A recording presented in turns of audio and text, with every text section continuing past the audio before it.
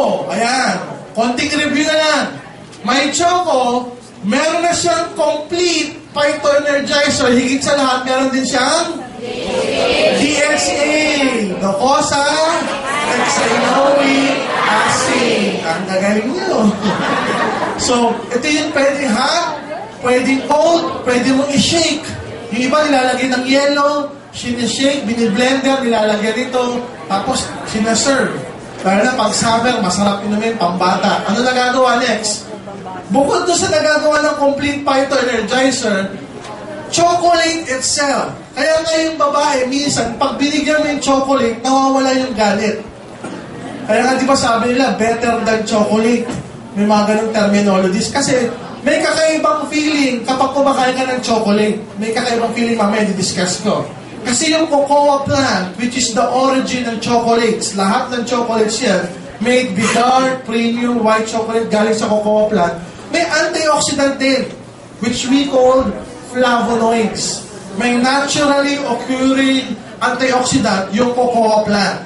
So lahat ng chocolate, mayroong a portion ng antioxidant which we call flavonoids.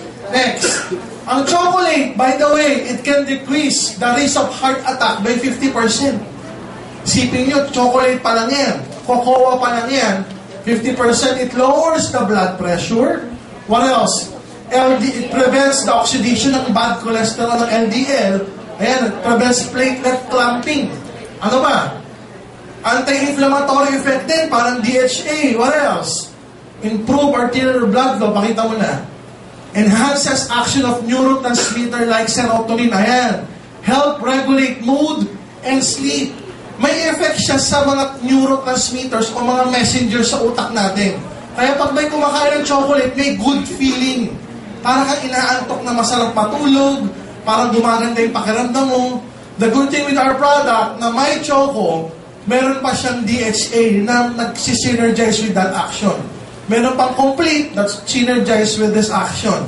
So, pwedeng pambata para tumalini yung mga anak natin, bigyan na may Choco, sabayan nyo ng Colidus, may ito yung painom nyo. Okay, what else? Guys, are you learning? Yes! So, what we plan to do, guys, is to keep on doing this every Saturday. Para na sa ganun matuto yung buong network nyo. Number one, tumaas yung belief level natin sa products.